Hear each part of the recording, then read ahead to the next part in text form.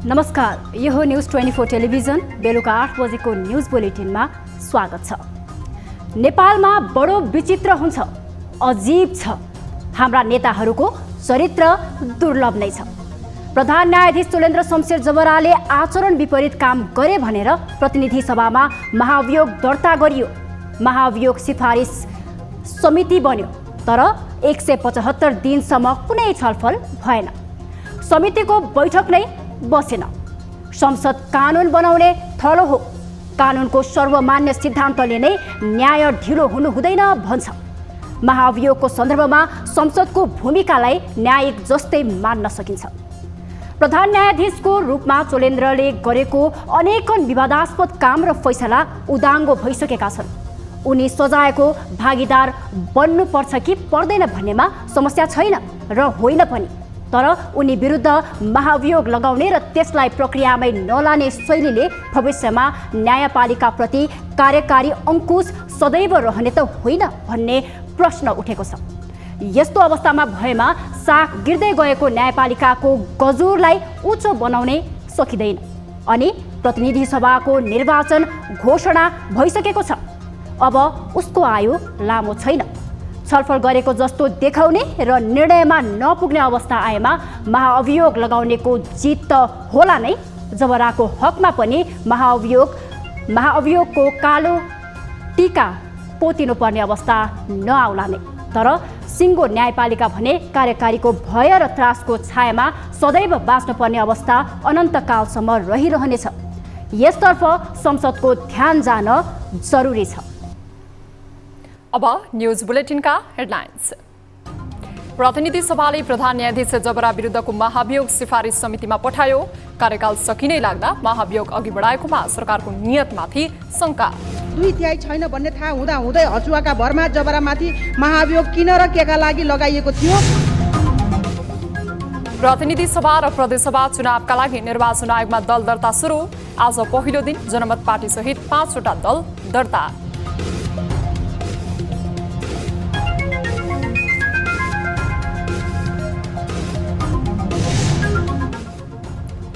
हुलाकी सडक अन्तर्गत बर्दियामा पुल निर्माणमा ठेकेदारको ढिला सुस्ती।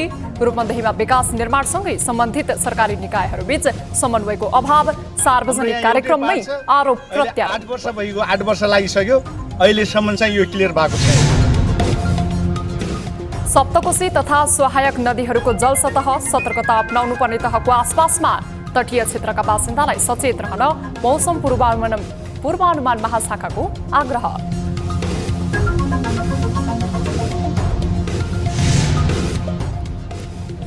र ताइवानको सीमा क्षेत्रमा चीनको लगातारको सैन्य अभ्यासप्रति अमेरिका आक्रोशित। बेजिङले उत्तेजना फैलाएको व्हाइट हाउसको आरोप।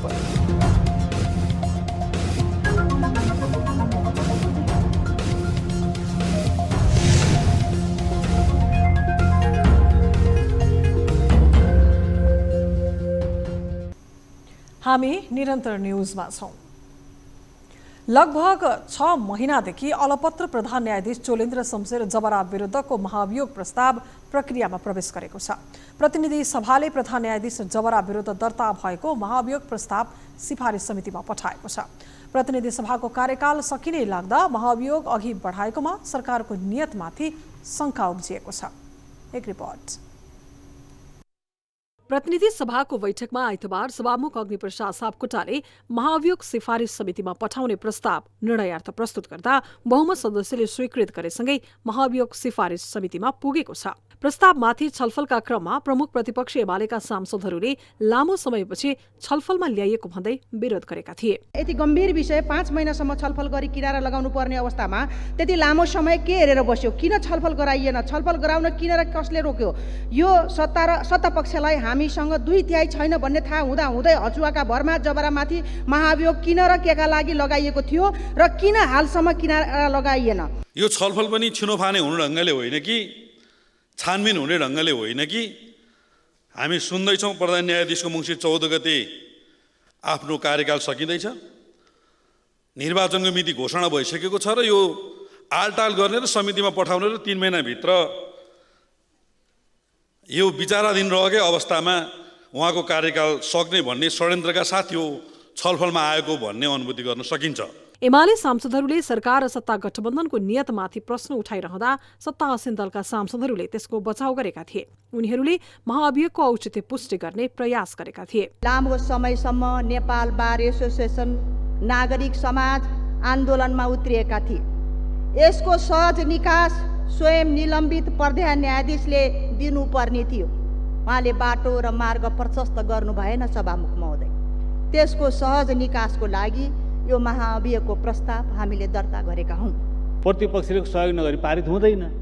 प्रतिपक्ष त अगाडि आउनु पर्यो नि, ल तपाईहरु अगाडि बढ्नुहोस् हामी छौँ।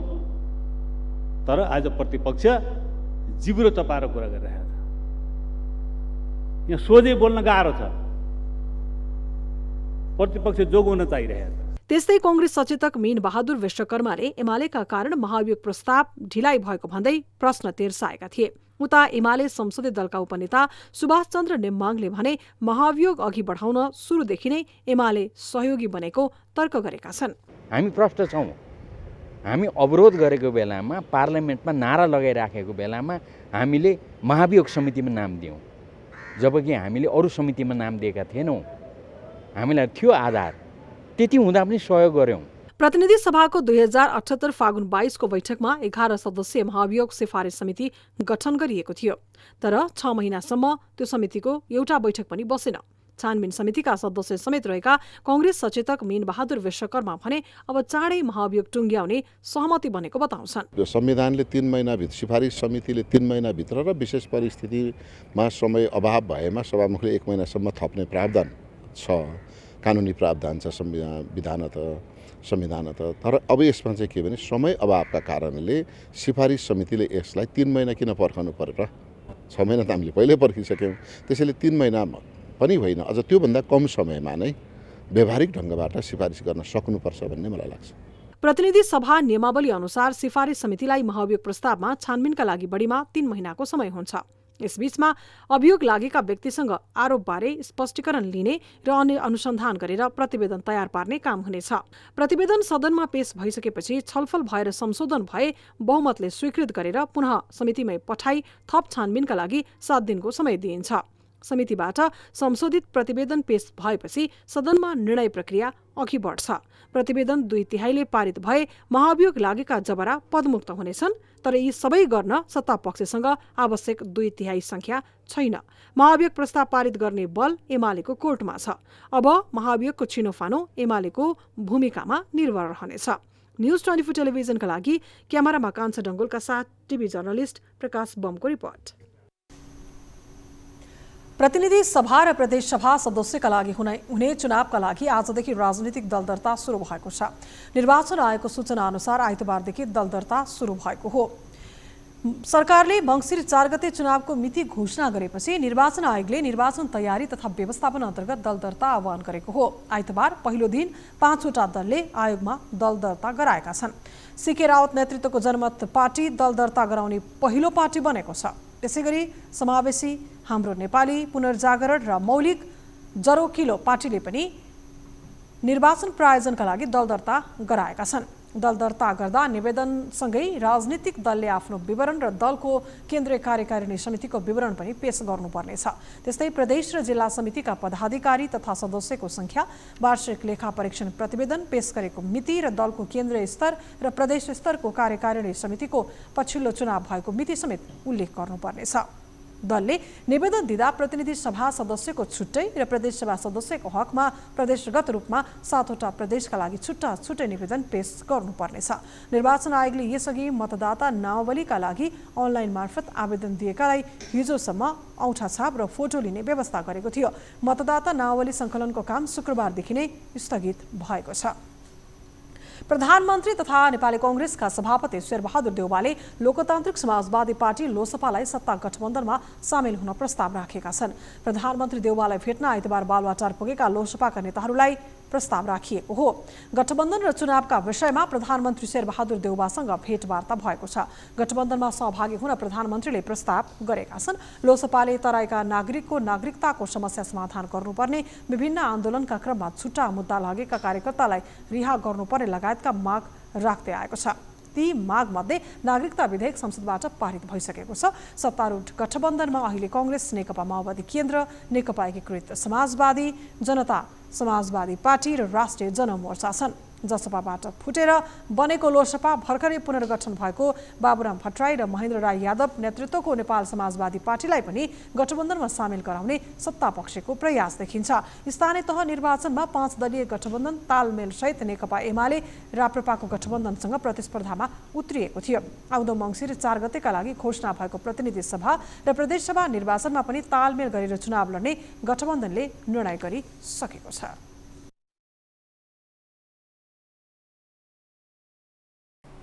हामी निरन्तर न्यूजमा छौं।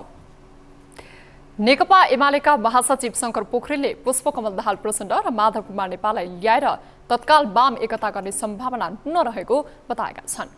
प्रचण्ड र माधव नेपाल सबैभन्दा बढी एमाले विरुद्ध मोर्चाबन्दी गरिरहेका बेला उनीहरूलाई ल्याएर एमाले बलियो हुन नसक्ने महासचिव पोखरेलको दाबी छ।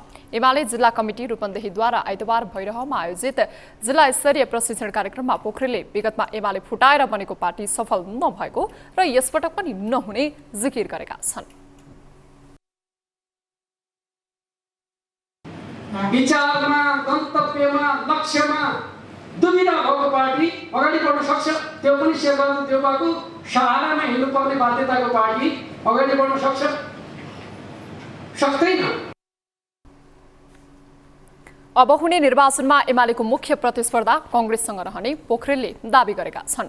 निर्वाचनका लागि एमालेले पार्टी प्रवेश र घर फर्क अभियान थाल्नुपर्नेमा उनको जोड छ। देशमा संक्रमणलाई लम्ब्याउने काम भइरहेको र त्यसको नेतृत्व 5 दलीय गठबन्धनले गरेको उनको आरोप छ। लुम्बिनी प्रदेशका पूर्व मुख्यमन्त्री समेत रहेका पोखरेलले एमाले नेतृत्वको सरकार इतिहासकै सफल सरकार भएको दाबी समेत गरेका छन्।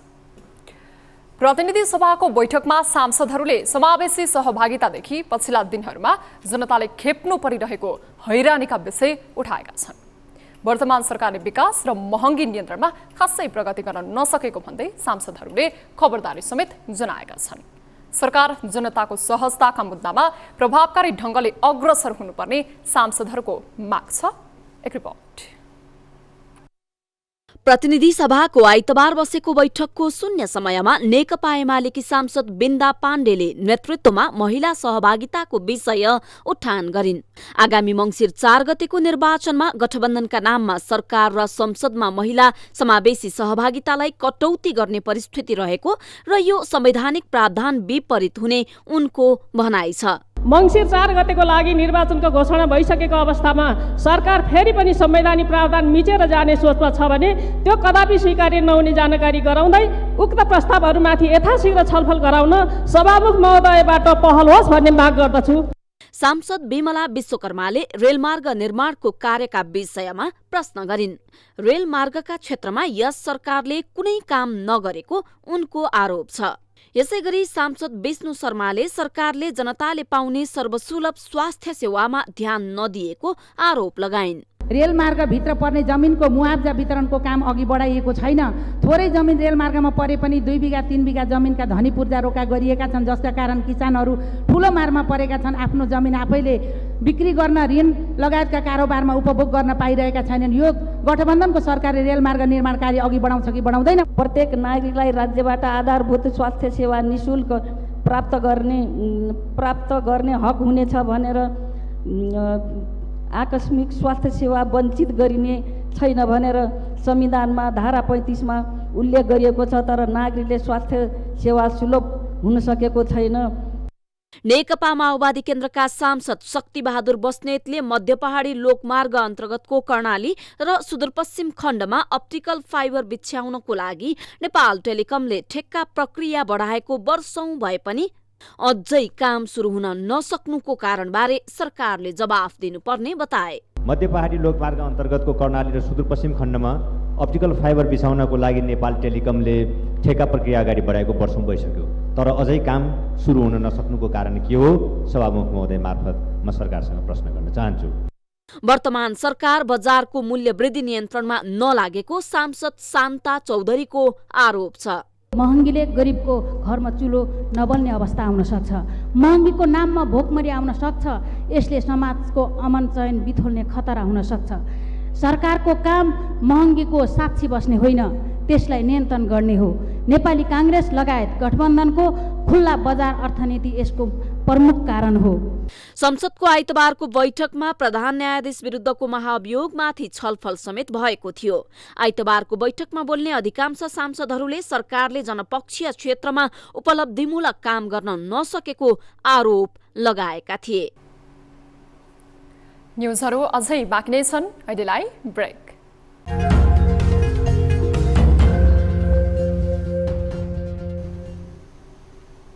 हामी निरन्तर न्युजमा छौं। नेपालको पुरानो आयोजना हो हुलाकी सडक, तर काम भने सुस्त छ।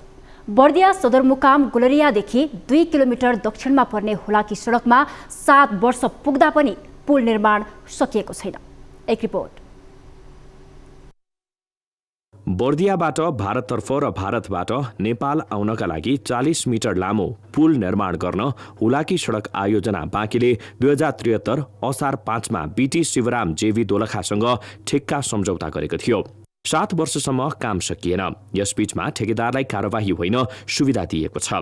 सरकारले पटक पटक सार्वजनिक खरिद ऐन नै संशोधन गरेर यस्ता व्यवसायको म्याद थप्ने गरेको छ। एकदमै ठेकेदारहरूले लापरवाही गरिरहेको अवस्था छ। 73 सालदेखि बनेको सुरु भएको पुल हो। 2 वर्षको भागा राखेर गराउन सुरु गरेको हो यो पुल। अहिले 7 वर्ष बितेर 8औं वर्ष लाग्दा पनि यो पुल निर्माण भएको छैन। सम्झौता अनुसार 2075 असार 4 मै पुल बनिसक्नु पर्ने थियो। पुल निर्माण मात्रै पूरा नभएको होइन, त्यहाँ जोडिएका स्थानीय व्यापारी र मजदुरलाई पनि ठेकेदारले भुक्तानी गरेको छैन। 2073 देखि म काम गरेको, बिचमा पनि काम छोडेर भाग्नुभयो। उहाँ फेरि छोडेपछि धेरै हडपेट गर्नुभयो। त्यसपछि हाम्रो सुजन दाइ आउनुभयो, उहाँ पनि काम गर्नुभयो। उहाँ पनि मैले काम गरेको। अब सुजन भण्डारीले जति दिन मैले काम गरेको मलाई आधी पैसा दिनुभयो, उहाँले नदिने कुरा होइन दिनुभयो। तर सूर्य नरसिंह अधिकारीको काममा मैले पैसा सर पाएको छैन। अहिलेसम्म पुल बनाउने समय सीमा 4 पटक थपिएको छ, तर अझै काम सकिने छाँटकाँट देखिएको छैन। ठेकेदारको सुस्त गतिले अझै लामो समय काम सकिने अवस्था छैन। स्थानीयलाई धेरै शास्ति छ। अब यो त 1 वर्ष भएन, 2 वर्ष भएन, त्यत्रो भादाको पुल 7वटा पार्ट छ। त्यो 2 वर्षभित्र चाहिँ क्लियर हुन लागेको थियो, माथिको मात्रै बाँकी छ। हाम्रो यहाँ एउटै पार्ट छ, अहिले 8 वर्ष भइगयो, 8 वर्ष लागिसक्यो, अहिलेसम्म चाहिँ यो क्लियर भएको छैन। निर्माणका लागि बीटी शिवराम जेबीले ठेक्का पाए पनि उसले स्थानीय ठेकेदारलाई पेटी ठेक्का दिएको थियो। पेटी ठेक्का लिएकाहरूले गुणस्तरहीन निर्माण सामग्री प्रयोग गरेको आरोप पनि स्थानीयले लगाएका छन्। न्युज 24 टेलिभिजनका लागि बर्दियाबाट टिभी जर्नलिस्ट ज्योति पन्थीको रिपोर्ट।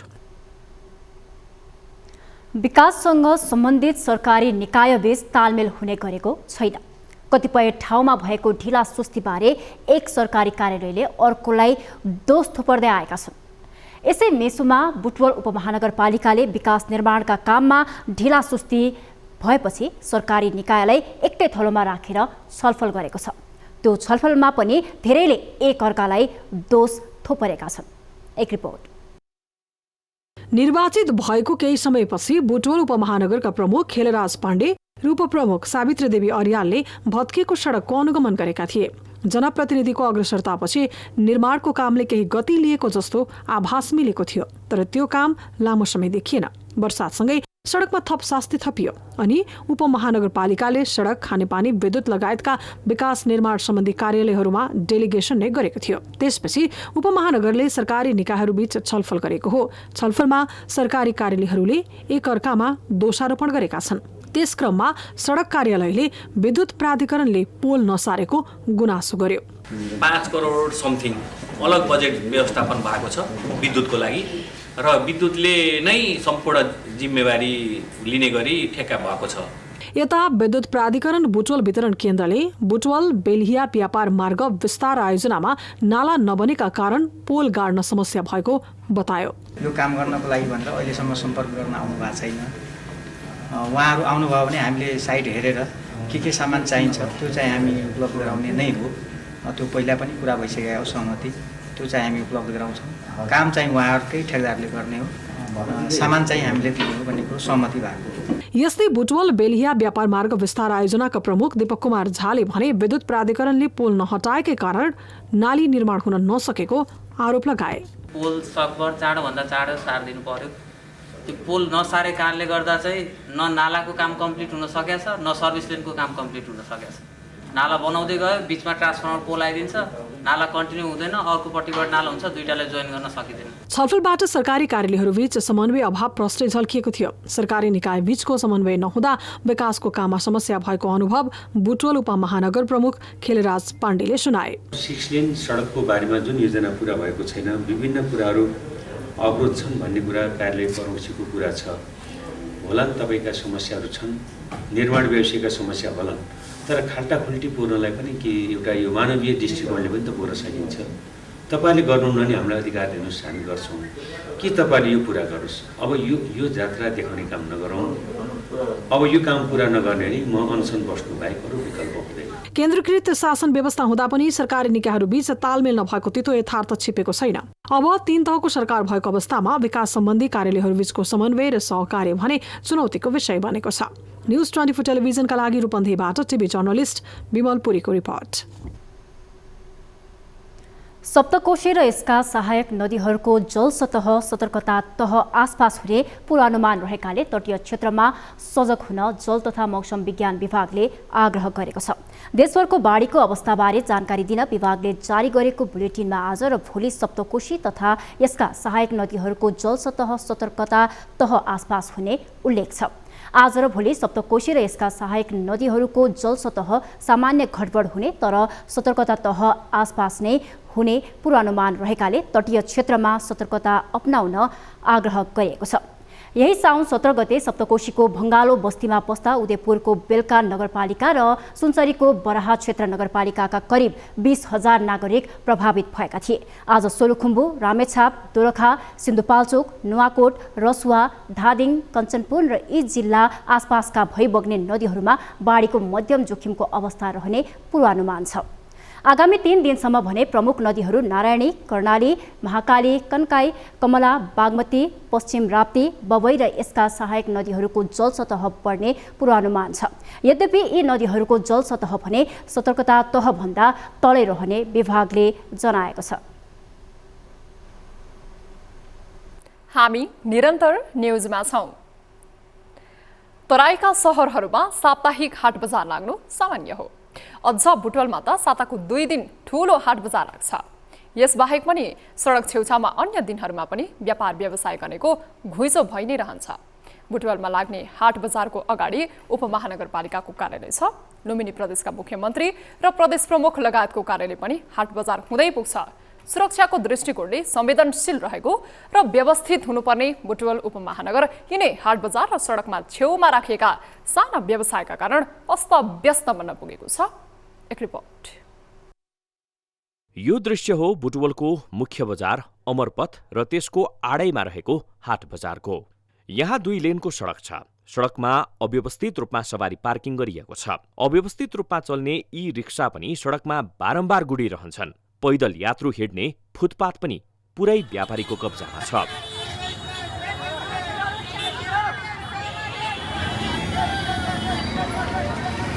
यो त्यही सडक हो जहाँबाट प्रदेश प्रमुख कार्यालय, मुख्यमन्त्री कार्यालय, मन्त्रालयहरू, इलाका प्रहरी लगायत बुटवल उपमहानगरपालिकाको कार्यालयसम्म जोडिन्छ। तर सडकको दृश्य हेर्दा लाग्छ यहाँ कुनै अव्यवस्थित मेला लागिरहेको छ र यसको एउटै कारण हो सडक नै छोपिने गरी लागेको यो हाट बजार। सातामा 2 दिन बुधबार र शनिबार यहाँ हाट बजार लाग्ने गर्छ। बजार लागेको दिन झन् यहाँ थामी नसक्नु भिड हुन्छ। बुटवल उपमहानगरपालिकाले सडक किनारैमा हाट बजार लगाउन अनुमति दिँदा आम नागरिकले ठूलो शास्ति पाएका छन्। त्यस्तै सवारी दुर्घटनाको जोखिम पनि उत्तिकै रहेको छ। टेन्डर लाउँदाखेरि व्यवसायीहरूको चाहिँ हकमा नभएर एउटा ठेकेदारको हकमा चाहिँ तपाईँको बढी चाहिँ प्रश्रय दिने र चाहिँ तपाईँको एउटा टेन्डर दिँदाखेरि पनि त्यो ठेकेदारलाई चाहिँ तपाईँको बाहिरसम्म उठाउँदा पनि चाहिँ नगरपालिकाले हामीले पटक पटक नगरपालिकाले भन्यो बाहिर गरेर गर्ने होइन, यसलाई चाहिँ सुन्दर बनाउनुपर्छ, हराभरा बनाउनुपर्छ, बाटो छेकेर लाउने होइन, एउटा कोइलमा मात्र लाउने भन्दाखेरि यो चाहिँ स्थानीय निकायको चाहिँ तपाईँको अलिकति चाहिँ तपाईँको कम चासोको कारणले यस्तो भएको। दैलो अगाडि नै यस्तो भद्रगोल दृश्य देख्दा पनि बुटवल उपमहानगरपालिकामा हुन्छ व्यवस्थापनका लागि कुनै प्रयास नै गरेको देखिँदैन। उपमहानगरको मौनतालाई नगरवासीले सडक कब्जा गर्ने व्यापारीलाई प्रोत्साहन गरिरहेको अर्थमा बुझेका छन्। फुटपाथमा भएका व्यापारीहरूका हकमा हामीले जति क्षेत्र निर्धारण गरेका छौँ त्योभन्दा बढी क्षेत्रमा राख्न हामीले उहाँलाई आग्रह गर्नेछौँ। सानो व्यवसायले यो कुराहरू हामी त्यहाँ गएर उहाँलाई भेटेर बुझाउनेछौँ। बुटवल उपमहानगरको प्रमुखमा निर्वाचित भएपछि खेलराज पाण्डेले लोकप्रियता कमाउन अघिल्लो स्थानीय सरकारले गरेका निर्णय उल्ट्याएर बजार लगाउन सहज गरिदिएको नगरवासीको आरोप छ। न्युज 24 टेलिभिजनका लागि रूपन्देहीबाट विमल पुरीको रिपोर्ट। पछिल्लो 24 घण्टामा 553 जनामा कोरोना भाइरसको संक्रमण पुष्टि भएको छ। पीसीआर र एन्टिजेन गरी 3789 जनाको नमुना परीक्षण गर्दा 553 जनामा संक्रमण पुष्टि भएको स्वास्थ्य तथा जनसङ्ख्या मन्त्रालयले जनाएको छ। यो कुल परीक्षणको 14.59% हो। यही अवधिमा 433 जना संक्रमित निको भएका छन्। पछिल्लो 24 घण्टामा कोरोना भाइरसको संक्रमणका कारण कसैको पनि मृत्यु भएको छैन। अहिले नेपालमा 5659 जना कोरोना भाइरसका सक्रिय संक्रमित रहेका छन्। यसैबीच पछिल्लो 24 घण्टामा 16964 जनाले कोरोना विरुद्धको खोप लगाएको विवरण प्राप्त भएको स्वास्थ्य मन्त्रालयले जनाएको छ। अब बिजनेस न्युज।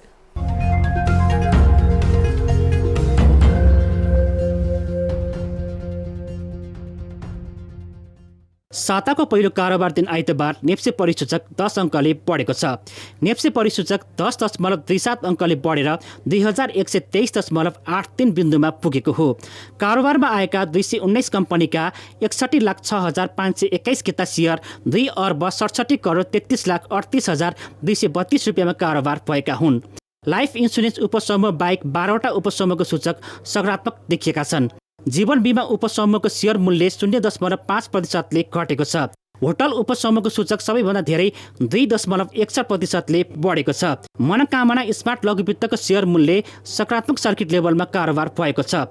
तेह्रथुम पावरको 9.65%, उपकार लघुवित्तको 9.61%, गुहेश्वरी फाइनेन्सको 8.57% र सास ऊर्जाको सेयर मूल्य 6.11%ले बढेका छन्। नयाँ सारथी लघुवित्तको सेयर मूल्य सबैभन्दा धेरै 3.48%ले घटेको छ भने ग्रामीण विकास लघुवित्तको 3.38%ले घटेको छ।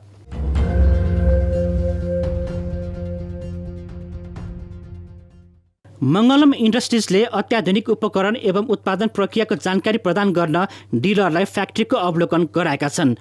कम्पनीले काठमाडौँको डिलरलाई गत श्रावण 13 गते रूपन्देहीको फ्याक्ट्री अवलोकन गराएका हुन्। पोखरा र चितवनका डिलरले पनि असार 18 गते फ्याक्ट्री अवलोकन गरेका थिए।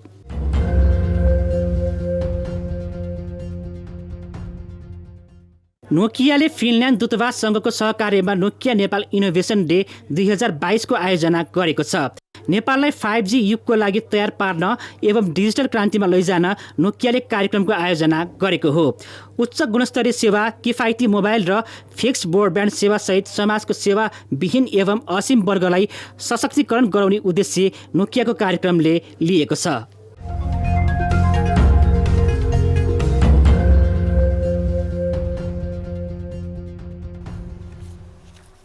न्युजहरू अझै बाँकी नै छन्। अहिलेलाई ब्रेक।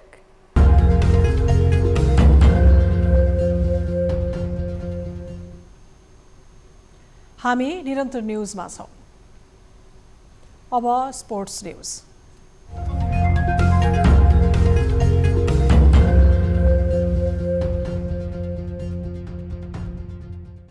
युनाइटेड गोल्ड कपको 36औं संस्करण आगामी भदौमा आयोजना हुने भएको छ। यो प्रतियोगिता आगामी भदौ 10 गतेबाट नवलपुर जिल्लाको होम्सीकोट 3 मा आयोजना हुने बताइएको छ। प्रतियोगितामा सहभागिताका लागि भदौ 7 गतेसम्म टिम दर्ता गर्ने समय दिएको छ। एउटा टिम दर्ताका लागि 11,111 रुपियाँ लाग्ने आयोजकले जनाएको छ। प्रतियोगिताको विजेताले 2,22,222 रुपियाँ सहित प्रमाणपत्र र ट्रफी प्राप्त गर्नेछ। दोस्रो हुनेलाई 1,33,333 रुपियाँ सहित प्रमाणपत्र र ट्रफी प्रदान गरिनेछ। प्रतियोगिताका सर्वोत्कृष्ट खेलाडीलाई नगद 7,777 रुपियाँ दिइने बताइएको छ। प्रतियोगिताको सर्वाधिक गोलकर्ताले 7,777 रुपियाँ पाउनेछ। सेमिफाइनलबाट बाहिरिने 2 टोलीलाई समान 25,555 रुपियाँ दिइने आयोजकले जनाएको छ। यो प्रतियोगिताको पछिल्ला 2 संस्करण कोभिड-19 का कारण आयोजना हुन सकेका थिएनन्।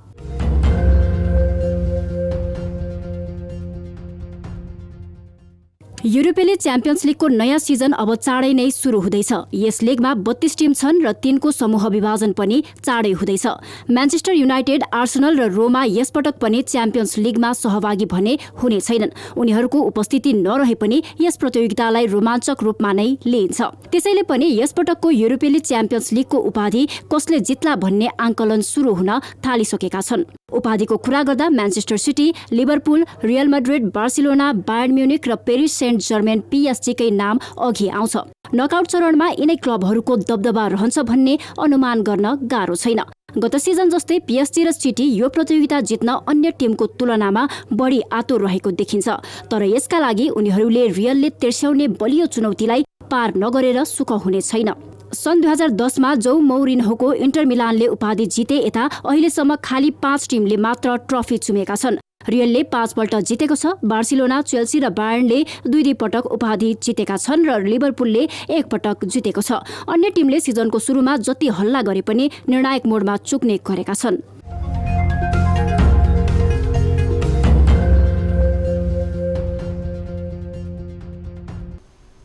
अब एउटा रोचक प्रसंग। अमेरिकाको मिनेसोटाकी 63 वर्षीय डायना आर्मस्ट्रङले विश्वकै सबैभन्दा लामो नङ पालेर विश्व कीर्तिमान बनाएकी छिन्। 25 वर्षदेखि नङ पाल्दै आएकी डायनाको दुवै हातमा नङको कुल लम्बाइ 42 फिट 10.4 इन्च लामो रहेको गिनेज वर्ल्ड रेकर्डले जनाएको छ। उनको दायाँ हातको बुढी औंलाको नङ 4 फिट 6.7 इन्च लामो छ। उनले पछिल्लो पटक सन् 1997 मा नेल कटर प्रयोग गरेकी थिइन्। अब वेदर अपडेट।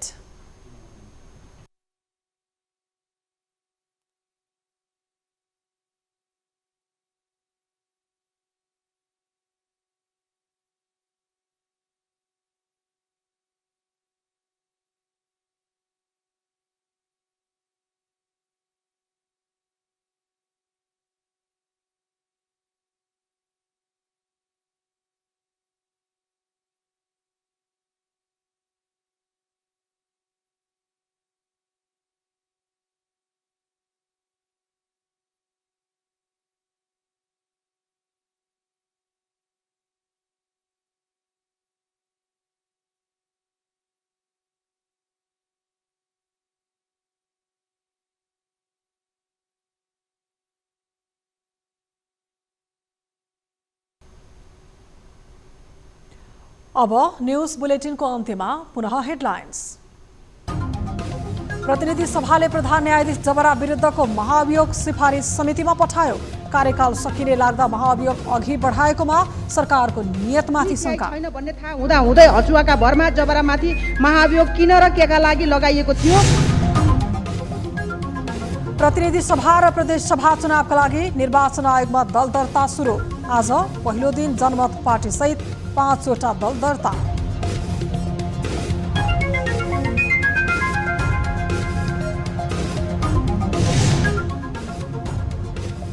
हुलाकी सडक अन्तर्गत बर्दियामा पुल निर्माणमा ठेकेदारको ढिला सुस्ती। रूपन्देहीमा विकास निर्माणसँग सम्बन्धित सरकारी निकायहरूबीच समन्वय अभाव। सार्वजनिक कार्यक्रममै आरोप प्रत्यारोप। 8 वर्ष भइगयो, 8 वर्ष लागिसक्यो, अहिलेसम्म चाहिँ यो क्लियर भएको छैन।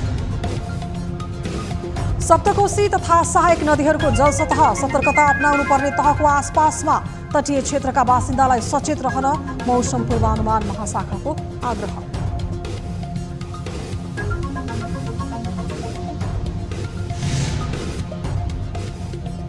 र ताइवानको सीमा क्षेत्रमा चीनको लगातारको सैन्य अभ्यासप्रति अमेरिका आक्रोशित। बेजिङले उत्तेजना फैलाएको व्हाइट हाउसको आरोप।